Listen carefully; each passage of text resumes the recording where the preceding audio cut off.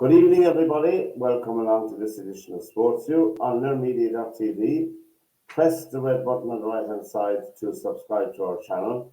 And our email is info@NerdMedia.tv. Good evening, Anna Moore, and welcome. Evening, Pat. Good evening, Joe. Good evening, Joe Waters, and welcome again. Good evening, Pat. Good evening, Anna. Great to see you guys. As we're speaking, the 32nd match of the World Cup is in progress. It's 0-0 at half-time on this Monday evening, 28th of November 2022, for people who like that kind of detail. It's 0-0, Uruguay and Portugal. And after tonight, every team will have played 2 games in each group. So some of them are quite straightforward, other groups are wide open in the World Cup. Have you watched much of the World Cup, Joe, yourself? And what do you think of it as an occasion, just before we get into the nitty-gritty? Well, we talked a little bit about it last week, and I was waiting for all the hype and all the rest of it to go away so that we could start watching games and what have you. And actually, the games have been really interesting. We talked last week about some of the countries maybe not deserving to be there, but when you see it and watch it, Costa Rica got a walloping from Spain in the first game, and then go on to beat I think Japan in the second game. So Japan beats Argentina, Germany loses. The games have been great. They've been really exciting, down to the wire kind of games. Brazil looked really good in their first game. Didn't look so great this morning. I think they were a bit fortunate to win it. Switzerland played really well. It really has been a good spectacle up to now. Yeah, and Anna, have you got to see much of it yourself? Well, I've been watching the boxing, as you know, but I saw England and America the other day. I thought America were very unlucky not to win. I thought that after about the first 20 or 30 minutes that America were on top. I wouldn't have. I know America are a good team, but I wouldn't have expected that. I would have expected that England should have been good enough, but they just weren't. They did their first match. They were very good, and you'd wonder, is it that in the first match that the teams were playing weren't up to standard, and then when they came up against with a team that really been as good as them, but and just watching it, I'm not an expert. I like soccer, but I wouldn't ever presume to be an expert. Joe, you might know. What did you think of America the other day? I thought they were very good. I thought they were very good in both games, and they're a very young team, and they're playing without any fear. They have a great belief in themselves, and I try to explain to people all the time that that there's a huge conveyor belt of players in the US, and we're only seeing the tips of them right now. I mean, there is going to be a lot of players coming along that are going to take this to a whole different level as they get experienced, and then as the younger guys start filling in behind them and coming through. It's they're going to be a real powerhouse. The whole system in place right through. Probably the only thing that they never did right was when Carlos Queiroz was brought over in the 90s. And he went through U.S. soccer at every level of it, and he drew up a blueprint of how to win the World Cup by 2022, and they didn't take him up on it. Well, as you're talking about the US there, Joe, there's Ronaldo is playing at the moment for Portugal, as we know. But there's a strong suggestion that he's going to move to the United States after this World Cup. Did you hear that at all in the media?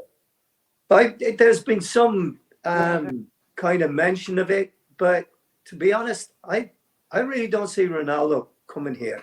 I don't see, for a start, I don't see any club in this country being foolish enough to pay him the $200 million that the Saudi Arabians are supposed to be offering for him. And you know, to be honest, the thing that Ronaldo has lost is that he hasn't lost his skill. What he's lost is his pace and his ability to run quickly. And his legs are kind of going a little bit.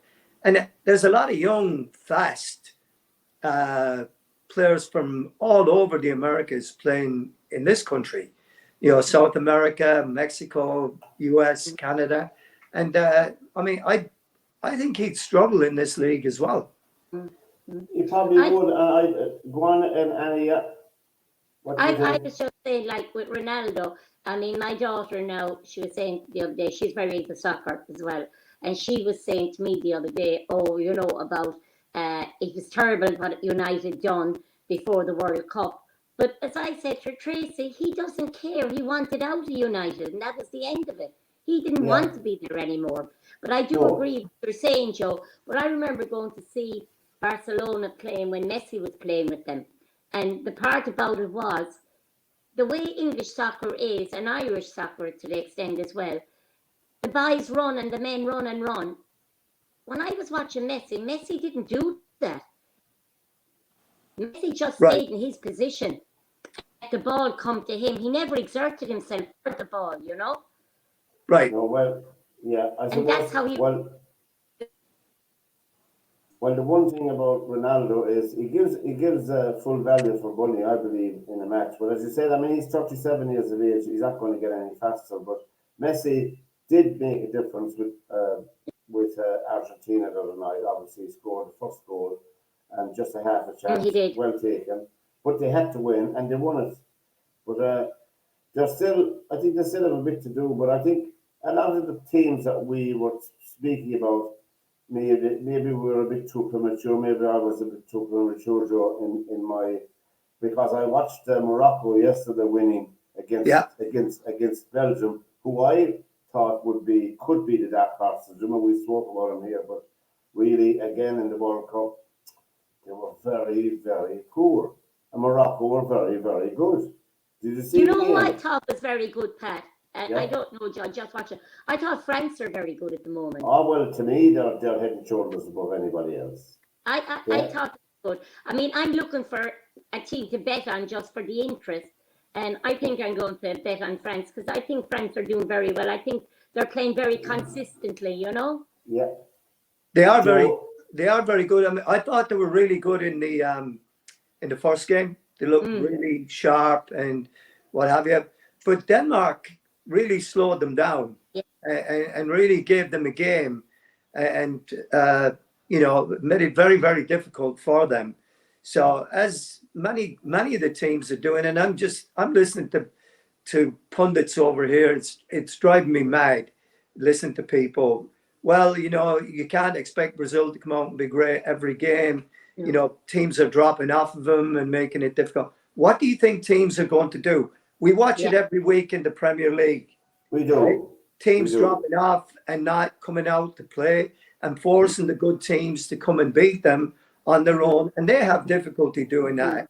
And Brazil and France were having the same difficulties, certainly against Denmark, until Mbappe got involved in it and scored 2 goals. But, you know, there's a lot of talent. That was near the end, like. Yes, and it was near the end. Yeah, you know, I mean, it was pretty fortunate. I thought they won it. But I think that France don't panic. They know they have the players. The team itself, I think they looked like that to me on the field. They never looked troubled. I know it's a stupid thing to say. Now, Denmark-France game probably was one of the best games so far in the World Cup for football fans. But Mbappe, to me, must be one of the best players in the world today at 23 years of age. There's no doubt about it. He can't be knocked, really, when you think about it. You know, he has an incredible turn of pace. But not only that. Sorry, Anna, go on. Sorry, Joe. He just took off the other night and he was gone. And there was no one could catch him, you know. I mean, and it's from a standing start. It's not like his it's not like he's on the move. I mean, No. he can get up to, you know, like we used to say about people back in the day. He's Billy Whiz, and that's what he's like. I mean, the minute he gets going, he's flying, and then you know, you put that with his ability on the ball with the different things that he's got. He's got a great vision. He's got the ability and the skills to and the technique to carry out those things, and he can run all day. You know, like a 23-year-old can. You know, so I mean, he's going to be a major player on how this finishes up. I think that the biggest thing that France have lost, I like Olivier Giroud, and I agree with what Graham Souness said about him. Olivier Giroud, I was shocked actually when I saw that he was tied with Thierry Henry for the most goals for France. But then I started thinking back, and Higuain was not Higuain, the other guy that's injured at the moment didn't play for 5 years. He was banned. Benzema. And he was banned for 5 years. So I agree with Souness that Giroud fell into a very nice niche that he became the centre forward while Benzema was not able to play, and kind of got there. But like everything else, you have to do the job, and he's done it, and he's scored goals. But I still think that they need something more from the centre forward position. Would you say? What do you think, Joe? Who would you think will eventually win it? I'd be very hard pushed to. I thought Argentina to start off with, but I watched them lose the game, and then I watched them in the second game, the one that they won. And I told Pat last week I thought it could be Argentina and Brazil in the final, but I don't see Argentina going that far in it. After watching, I think the ones to really watch the way that France are playing with what they've got a very strong defense. They've got a terrific midfield, and Griezmann does a great job in front of Rabiot and the other guy that's in there. And then they've got Dembele is doing a great job on one side, and Mbappe on the other side. So they're going to be very, very hard to beat. And then they have guys that can come off the bench that are terrific players. And that's not including Benzema and N'Golo Kante, and then Fernandez, who they lost, and his brother takes his place. I'm sorry to cut you off, Joe. Sorry, guess who scored for Portugal now? Ronaldo. Cristiano. Yeah. You know what? He's still going to do it in bits and bobs. There's nobody. There's nobody. He doesn't lose his ability to see things and to be able to execute. So, I mean, the guy has scored now in 5 World Cups. He has, So I mean, he has been a brilliant player, and he still has the ability to turn the game the longer this goes on and he starts playing against, top teams and what. I'm not saying Uruguay is not a top team, but when he starts getting down to the nitty gritty, I think that the top teams are going to shut him down, and they're going to have to come up with a different way, because Portugal has a lot of talent. They have a lot of players. Bruno Fernandes is doing very well. I thought early on when I was watching, I think he's playing a Superb World Cup. But anyway, this is a SportsView on NerdMedia.tv. Press the red button to subscribe to our channel. Tell all your friends about us. On the Monday, the 28th of November, we're here on the 8 to 9 p.m. with Joe, and we just said Cristiano Ronaldo has put Portugal ahead against Uruguay 1-0 after 56 minutes. So a long ways to go yet. Anyway, and we were just talking about that. Do you know, lads, before we get on to the rest of the World Cup in a minute, but the FA Cup was on over in Britain, and nobody would know except soccer lovers. But it was on over the weekend, and Joe, Grimsby beat Cambridge 2-1. Yes, they did. That was a Yes, good win for them. Excellent. Yeah. So I just And- saw the draw. We've drawn Burton Albion in the next Oh, one. have you? Oh, I didn't know that. That is kind of like it's a bit of a rivalry between Grimsby and Burton. Has been for a little while. Actually, the day that we got relegated from the Football League a few years ago, the first time, Burton beat us on the last day of the season. So that's going to have a little bit of an edge to it. Did they get a home draw? Yes, they did. Yeah. Oh, good. So And they're of at course, home, and I saw that Man United got Everton. Man United are at home, I believe. Man City got Chelsea. Oh, lovely. So there's a couple of Who did tasty they get, third Joe? round. Who did my team get? Who did Liverpool get? Well, I saw it, but it wasn't one of the top teams, I don't think. So I don't think it was. I don't think it was another Premiership team. That's a hard one now. That Chelsea and City. Yes. You know? Yeah. And Ipswich and Derby won as well over the weekend. They'll be what we call the old traditional football teams, which we extol the virtues of here on the programme. There was a shock yesterday in the Junior FAI Junior Cup here. Pike were beaten on penalties. Who? Pike were beaten at home on penalties. Oh God! Who beat them? Parkville, I think they're called. Parkville. Yeah, I know who they are. Parkville. Yeah, that was a surprise. Yeah, that was a big surprise. Now I think it was 2-2, and then it went to penalties, and they were beaten on penalties. I was surprised at that because I mean I would have thought Pike, like last year, would be there nearly to the very end. You know. As they say in the best cliches, they'll be at the business end. I noticed that the Scottish FA have banned.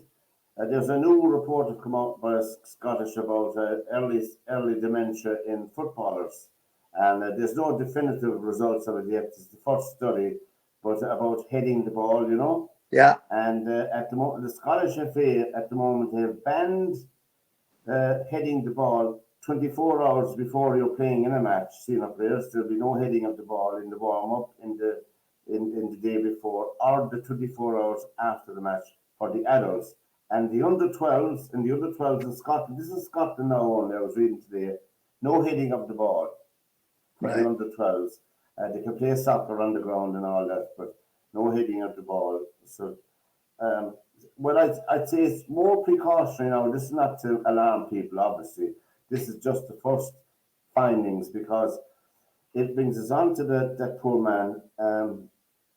You have to have a heart of stone not to cry if you were watching the program on Duddy Weir, who passed away over the weekend at the age of 52 from motor neuron disease, which obviously it was just he left behind 3 sons and his wife, obviously, you know, Duddy Weir. He was described by one commentator, Joe. We old fogies will remember him playing, Joe, you know. He was described as a. I'm just trying to find the quotation here now. He was described as a 6'7" complete spoiler of a man. You couldn't handle him. 6'7" he was. Duddy Weir. Can you imagine? How would you tackle him if you saw him coming towards you? You know. Well, his knee would be around my nose, so you know. I'd say the only way you could do it would be a rugby tackle, Joe. Oh, I'm telling you, he reminds me of 6'7" inches of joyous chaos. Sorry, that was I just found it. Joyous chaos. The great Bill McLaren. Do you remember him? Yeah. The commentator, but he was in the Lions too. But then and as we went to rugby, well, Munster, Leinster and Ulster had wins over the weekend in the United Rugby Championship, and I think our men over in England, they were beaten by the South Africa 27-13. England were, and I think he's under severe pressure, the manager of the English team, and yeah, go on. Yes. He's got a few people after him. I mean, you know, the pundits, Clive Woodward doesn't really care for him. That, you know, he's after him this morning, saying he really should be looked into. that he thinks that England have gone backwards since he's been there. So it's going to be really interesting. I mean, the whole idea of bringing him in was that England were going to win the World Cup. That was the whole idea of bringing Eddie Jones in, was to prepare Yeah. the team, get them ready to have one crack at the World Cup. You're dead right. Now we're a year out from it. It's not very long, and there's speculation that the RFU in England don't want him to stay any longer in the English team. Now this is all speculation in the media. There's no confirmation of this, but there's also a suggestion that Ronan O'Gara could be in line for a shock job to bring him through to the World Cup. So, I mean, there's huge speculation there. Can you But imagine? is it not at this stage, we'll say, with only a year out from the World Cup, to be bringing a new manager in?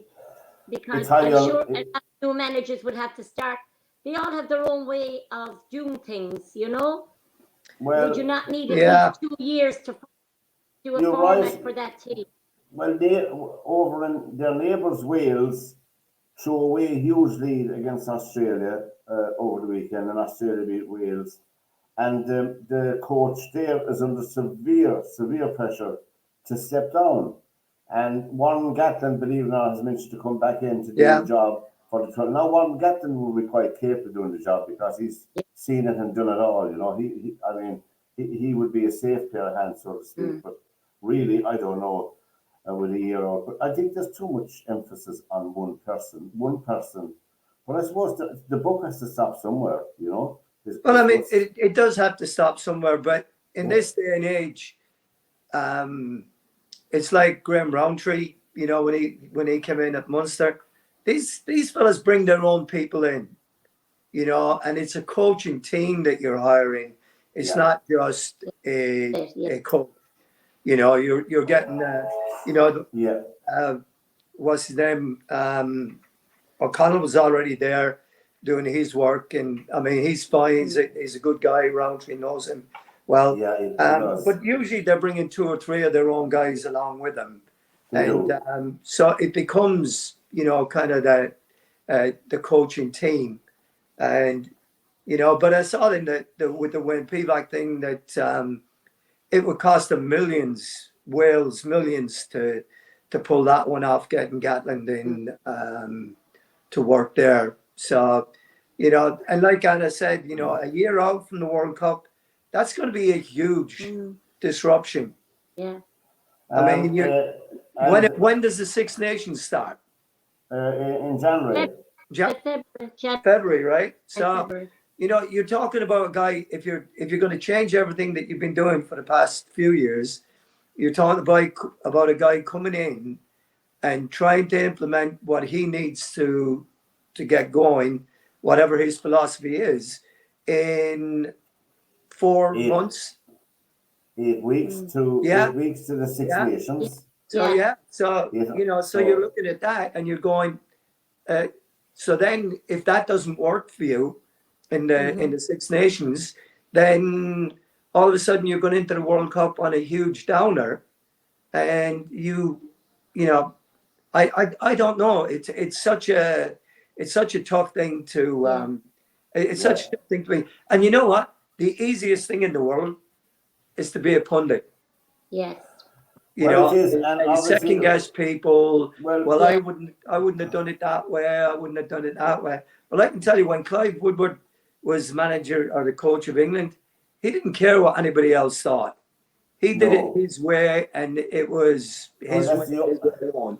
So no matter what they all say, that's the only thing you can do, because in rugby, I mean, Ronan O'Gara turned down Munster Australia because he had signed a contract and he's going to honour the contract. He's not going to break a contract with La Rochelle, and they're second in the top 14 at the moment. Toulouse are leading the top 14 with 35 points. La Rochelle are on 31 and Racing are on 31, all after 11 games. So they're flying high, and I can't see him really. I don't think money is the thing, because you can imagine the money he's been offered. So I really don't think it's a job he even wants.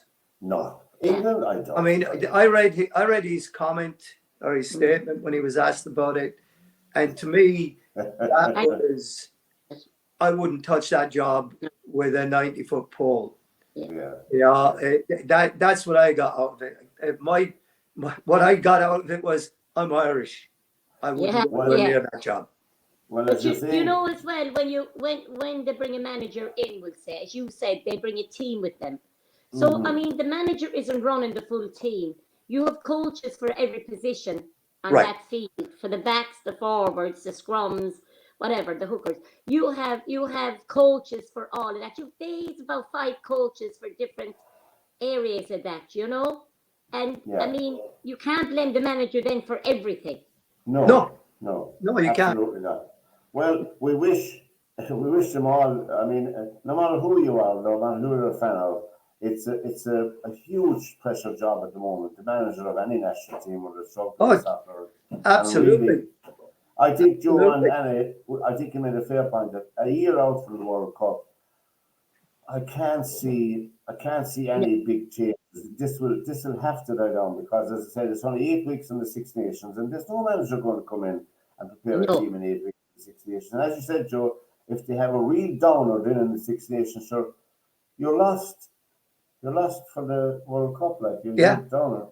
The And only they'll want that manager gone then, Pat.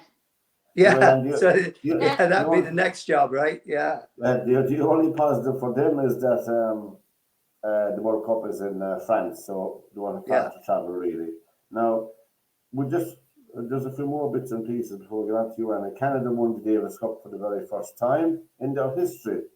192 years in the world of the Davis Cup, I think, or something like that. 92. They won it for the first time. So there you go over the weekend.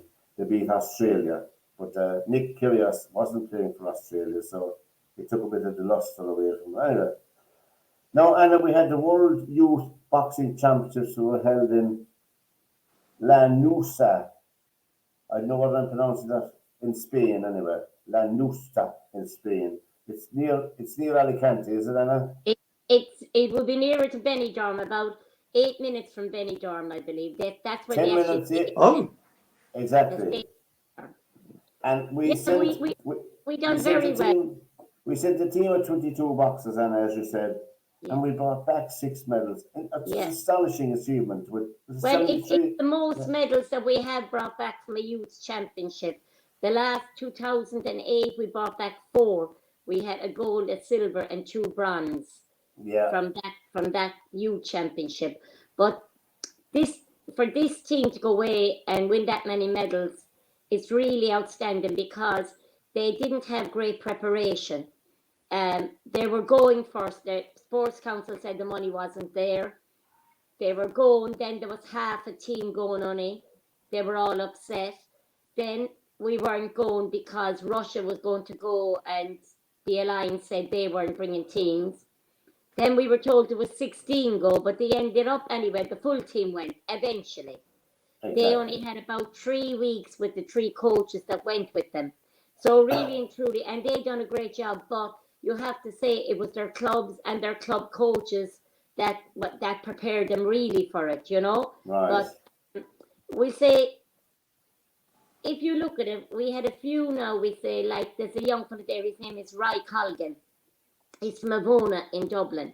He's only now 16, so he'll be there again next year and the year after. And he got to the quarterfinals, which was brilliant. And we had girls now that were stopped. I think the first 3 contests they were very weary. I'd say whatever instructions they were after being given, they were very weary. We had a very good girl now. I do believe And myself that it would have been stopped. People were making out it stopped too soon. I don't think so because you're not thinking of that blow that she took. You're actually thinking of what could happen. And I think the referee yeah, was right to stop the contest, you know. yeah, But yeah. Cleona Darcy, then she went on and she won the gold medal. And she's from Garth. Tubber Podrick is her club. And as I said to you earlier on, Pat, Yeah, you were telling me about her. Jodie, She won in it just the heavyweight division, is it? 81 plus, super heavy. Super But if you heavy. saw her now, you'd only take about 75 kilos.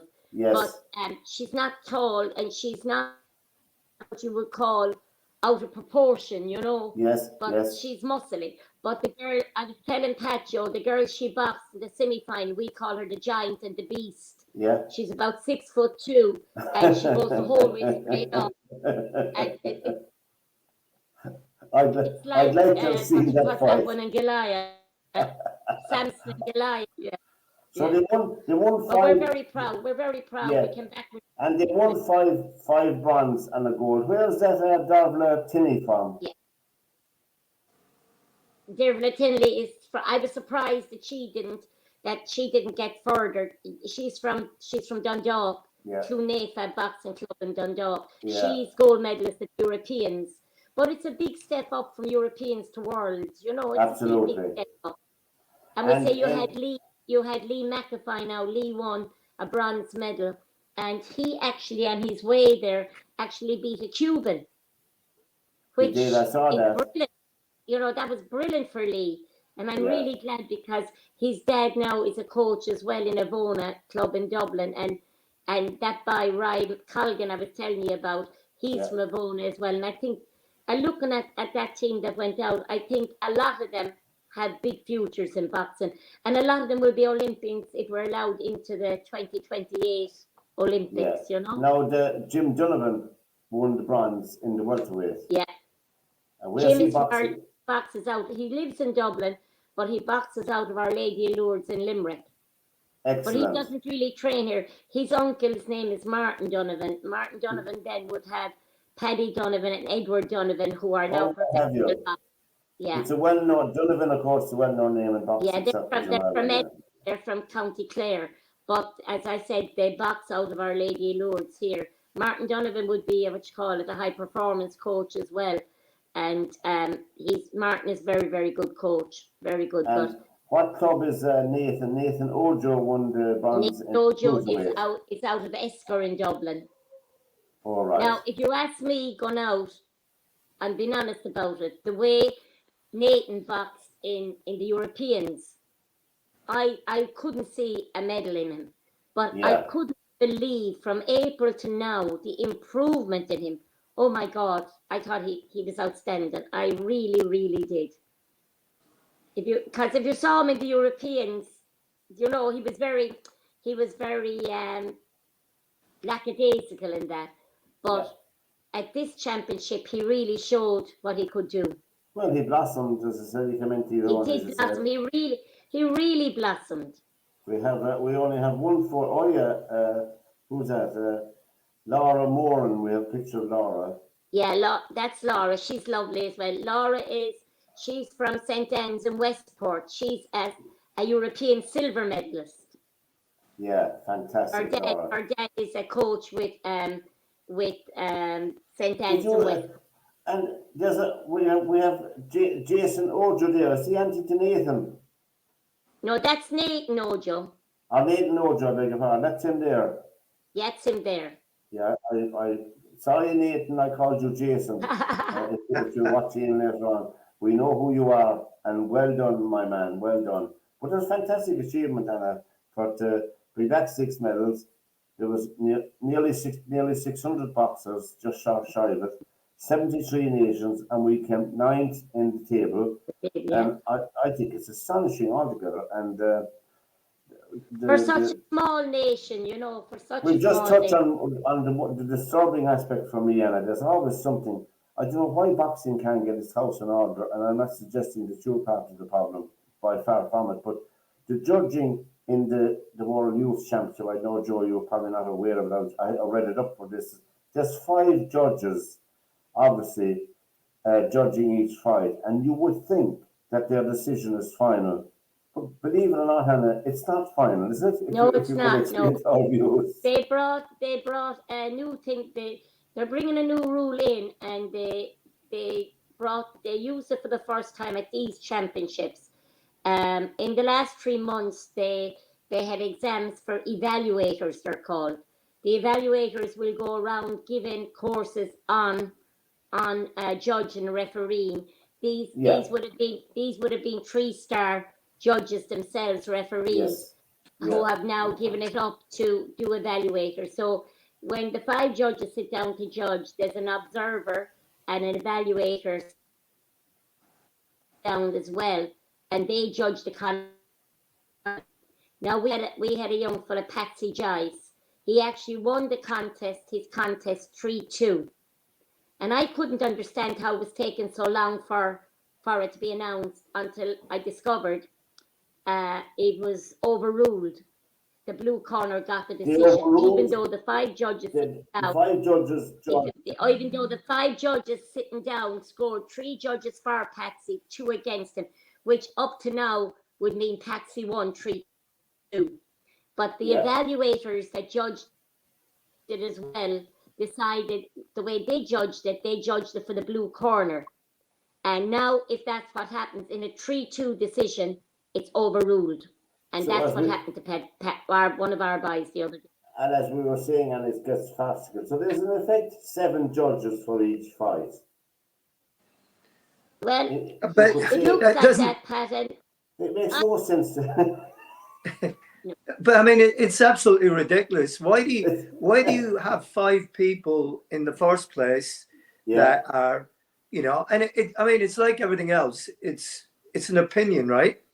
The judge observes, in his opinion, what he's scoring and what they see. So that's their job. That's why half of this thing with the, with VAR and what have you. I just don't see how it is. Harry Maguire in the first England game is rugby tackled to the ground and there's not a penalty given. And then Ronaldo, in my opinion, initiates contact or waits for a little bit of a shoulder to shoulder and goes down and gets the softest penalty you've ever seen in your life. And they're not giving the other ones. Yeah. So and then I'm reading and I'm hearing people say, well, now they've changed it for the World Cup. If a guy is looking at the ball, then it won't be given as a penalty. Or if he's not looking at the ball, then it's a stonewall penalty. The guy against Harry Maguire.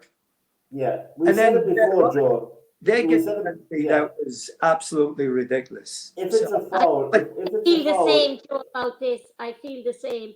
I wouldn't be in agreement with what they're doing. And they didn't send it. It wasn't sent to the federations for us to decide whether the federations wanted it or not. It was they had an EGM or an AGM, an executive committee meeting, and it was decided they were going to. Now, maybe after this, they might decide not to use it again because this was the one that they were seeing. But, I mean, there was about 10 contests or more that were overturned like that. Now, if it was a 3-2 and the red corner won and the 2 evaluators were with the red corner, then it would stay the way it was. But if they didn't and they went with the blue, then, I mean, Patsy Jice was devastated. And actually the boy that got the decision over him actually went on to win the gold medal. So that was heartbreaking for him, It was, but there you go, and we pick up that thread again in the boxing. But well done to the world, to the Irish team in the World Youth Boxing Championships, and hopefully the administration of it will get straightened out of it because you're either a judge or you're not a judge. I mean, it must be very disconcerting to be a judge and to be over. And I mean, these are three-star judges. They have to do these exams to become 3-star judges in the world. Well, before we get back to the soccer, it's still 1-0 by the way to Portugal, about 10 minutes left against Uruguay. So there you go. It's still and Liverpool have Wolves at Anfield in the FA Cup. No, Anna. Well, that'll be tough. That'll be tough. That'll be a tough cup tie. Yeah, and then tough enough. Yeah, another old Premiership one is Crystal Palace and Southampton at Selhurst Park. Oh, that'll be a tasty one as well. They're pretty even as well. Now, we'll just wrap up with the golf. Cameron Smith went back to Australia and he won the PGA Championship there. And his grandmother walked the whole course the last day to see him playing.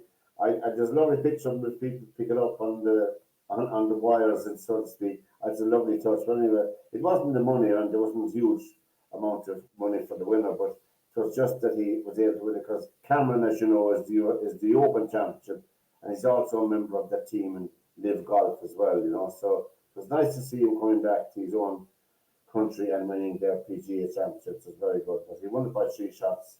Also, Leona Maguire, she was flying the flag again over there in Spain, and she finished a credible fourth in the Andalusia Open. That's Leona. Caroline Headwell won it in the playoff at what was she, 18 under, and Leona finished on 16 under, 63, 69, 70, and 69 for the Cannondale. She won about 30 grand for her trouble, so it covered her expenses for the weekend. And Dan Bradbury, he's only in his 4th professional thing from Wakefield in Britain.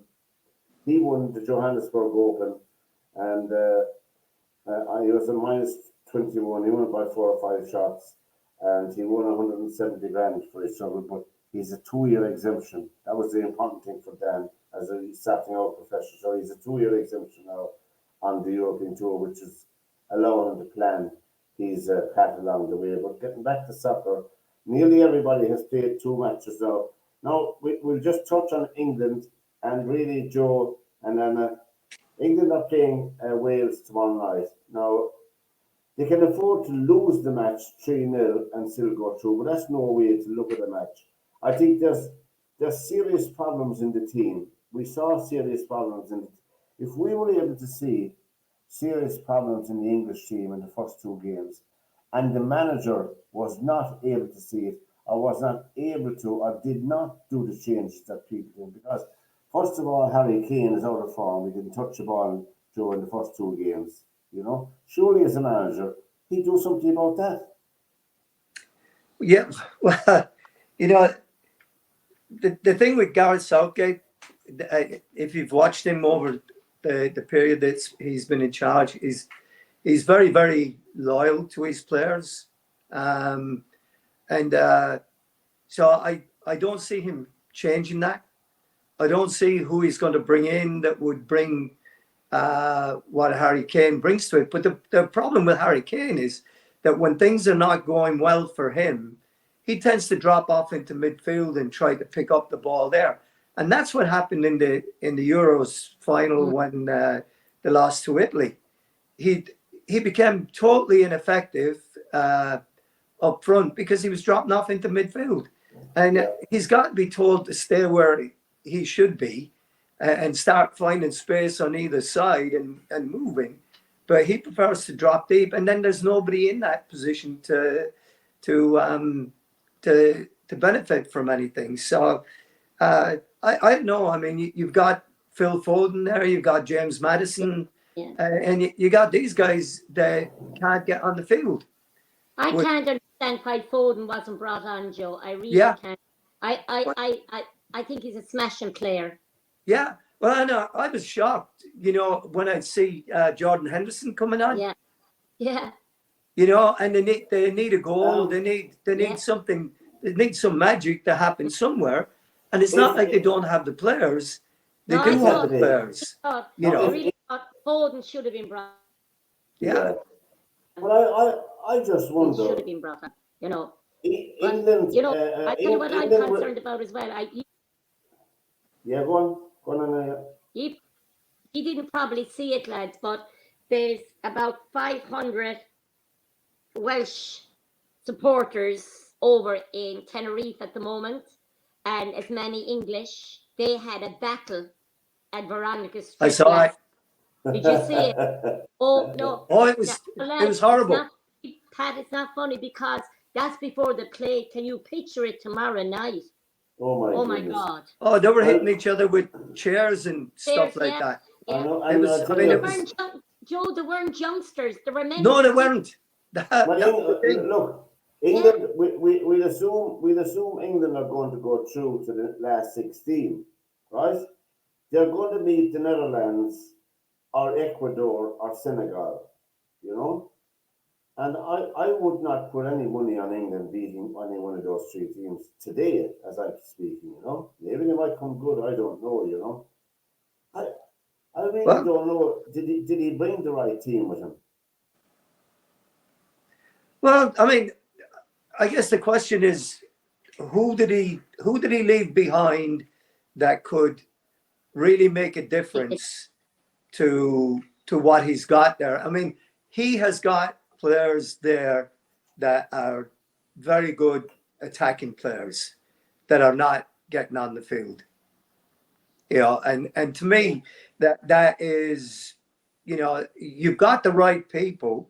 You just got to use them, you know, in the right way. And it just doesn't seem to be, you know, that he wants to take that chance But with it. Joe, As you said, I mean, he's been too. We say he's older players. He's been too loyal to. He's got to.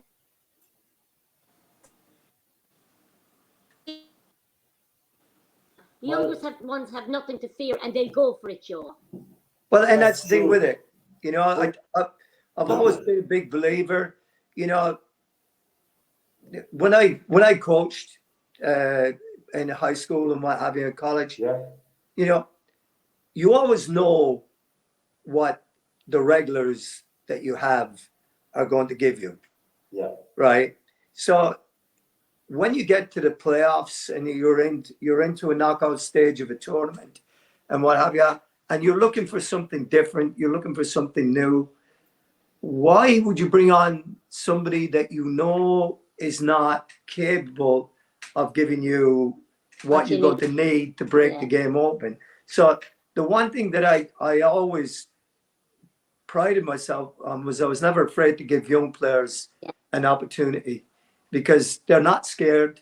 No, And if they are scared, then okay, you can help them through it, or you can bring them back off and you know, help them with that and bring somebody else back on. But you know, I've always found that it's worked out well for us in that but way, and that's why I don't understand that. I'm the same. But Joe, Gareth Southgate has been found wanting in the Euros. Well, He failed miserably in the final, in my opinion. well, you know, so again, I ask myself the question about that, right? And people said, "Oh, England went back to their old way of playing and what have you," but did the players go against what he wanted to do? Because prior to that, they had played great attacking football. They had got set out. They were good. They had all the things that they wanted going and what have you. They were an exciting team to watch.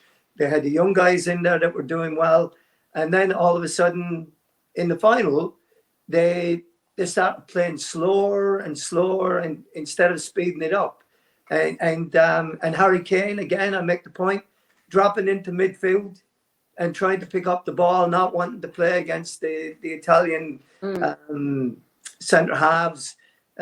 So I sometimes wonder if it's the players. You know, I mean, I go back to when Holland played Spain in the World Cup final. Yeah. Right? Holland were a great footballing team. I really felt that Holland were the match of the Spaniards at that time. I thought that this could be a great game. But all of a sudden, the Dutch team became a bunch of thugs. They stopped playing the game the way that had got them all the way through to it, and then they started just doing silly things. Yeah. And I mean, you're right, Joe. I thought Germany were dreadful the other night. Yeah. I thought the referee left them get away with absolute murder on the field. They had 20 or 30 very dirty tackles against the Spaniards because they couldn't play them in soccer wise, Right. you know. They couldn't play I'm them. very disappointed with Germany. I couldn't believe they played so bad. Because they've always been a great European and World Cup team, haven't they, Joe? Yeah. But they were the other night. I didn't even see a shred of Germany, the older Germany. You know, I was very disappointed with Germany the other night. They were very cynical in my opinion. There's 9 minutes extra time. They couldn't get the ball, they fouled. And that was There's 9 minutes extra time. I'm looking at the other screen over here between Portugal and Uruguay. 1-0 to Portugal. They have 7 more minutes to hang on for things. But I thought anyway that they were the most cynical team so far, the German team I'm talking about. They have 1 point, and a lucky point it was, in my opinion, because they were shocking. They could have at least 2 or 3 players sent off under normal circumstances, but I don't know what the story is in this World Cup. There's an awful lot of the stuff. I think there's I don't know, I have no proof of this, but it seems to me, looking at an awful lot of the matches, there's very little emphasis. Like in the Premiership matches, you'll see fouls. Bruno Fernandes, has he got a penalty? Penalty. Well, Bruno Fernandes is about to take a penalty. Yes, I beg your pardon. With 6 minutes left, and he gets it, and he scores. Bruno Fernandes here on SportsView, all live on SportsView, 2-0 to Portugal, and that's them through, done and dusted. Ronaldo can go off and have a cup of tea and prepare for the last 16. But I think Spain will have a big say in this World Cup, lads. Oh, I think so. I think so. They had a lot of good things. Lovely young team. I thought they were a little bit unfortunate that that they didn't score another couple of goals, but I think Spain are a serious contender for this. Yeah. But I tell you, I think these guys, Portugal. Manchester United scored the 2 goals, did they? Yeah. Well, hey, Manchester United in the half. Yeah. Well, he's no club yet, so he's still attached. But anyway, brilliant, lads. So we see Spain, France, and will have a big say in the world where the World Cup is going to rest. Brazil as well. Brazil, yeah. If they stop diving, they get away with murder and diving. In my opinion, I don't like that at all. I don't like rolling over 4 times when one roll would do, you know. Yeah. But I tell you, I mean, I haven't looked at what the next round of the tournament brings. Who Portugal could play in the next round? Okay, I have my stuff here with me, and let me see now. Portugal will top Group H. Okay, Portugal will win Group H. So so the winner of Group H will play the second place team in Group G, which will be either Brazil or Switzerland. Which will be Brazil. No, the second place team. Yeah, second place team. So Portugal will play Switzerland. How can it be Switzerland in the last 16. So that would put them into. Huh? How can they play Switzerland if Switzerland are in their group? No, Switzerland are in Brazil's group. But I have it wrong because I thought. No.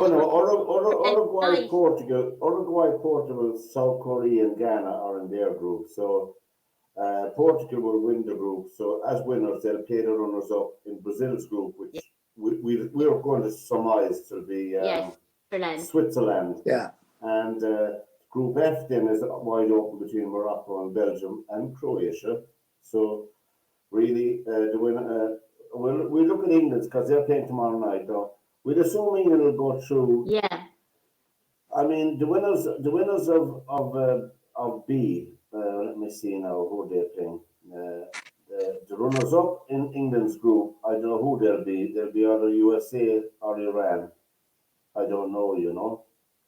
Let's say USA. Okay. We'll assume England will win the group, right? So they'll be the winners, and they'll be playing the runners up in Qatar, in Ecuador or the Netherlands or Senegal. England. That's who they'll be playing. If they're runners up, England, that's B2. They'll be playing the winners of Group A. So they'll be playing the winners of either way. They'll be playing Ecuador, the Netherlands, or Qatar or Senegal. So they're all mixed up together. What way is the Netherlands group there, Pat, at the moment? Well, the Netherlands, they have. Let me see. They drew with Ecuador, didn't they? They have 4 points, have they? Yeah, and Ecuador have 4 points, and Senegal have 3 points because they were beaten in their first match, and Qatar are gone home. They didn't have. So it'll all depend on the last match in that group. So who'll be first and second? That that's wide open. So as well, it'll be all in the last match as well. So do First and second. the Dutch play Qatar in the last game then? Well, well, that's right. Yeah, well, I'm giving them 3 points. Yeah. We'd expect them to So go through. they're going to win the group. Yeah. They're going to win the group, and if Yeah. England are runners up, they'll be playing them. So England, to avoid the Dutch, they have to win the group. England, Yeah. and then if they win the group, they'll be playing Uruguay. they'll be playing the Ecuador. runners up to Holland, to the Netherlands. So But it would be bad one. either Senegal or Switzerland. Senegal or Ecuador. Yeah. Oh, Ecuador. Yeah. So But that Yeah, wouldn't be you a bad know- one now, Joe, would it? if I'm they sorry, run Anna, up, what was that? That wouldn't be a bad kind of a draw for the next No. round. No. No, they have a good draw to get to go another step. In other And words, if they yeah, pop themselves on and get their act together, they could easily get into the semi-final with Yeah. relatively unscathed if they meet a big gun. On the if they draw. If they meet France in the semi-final, I wouldn't give them any chance myself. But anyway, let's change together. It's been great, lads. Fantastic. And the match is just, there's 1 minute left in the match. Portugal 2, Uruguay 0 on this November the 28th on this edition of SportsView. So thanks to Anna and Joe. Hopefully we'll see you next Monday night again from this edition of SportsView. Thanks, lads. It's been a blast. Good night. Night, everybody. Night, Joe. Good night. Good night, Anna. Good night, Pat. Take care, lads. Take care. Bye.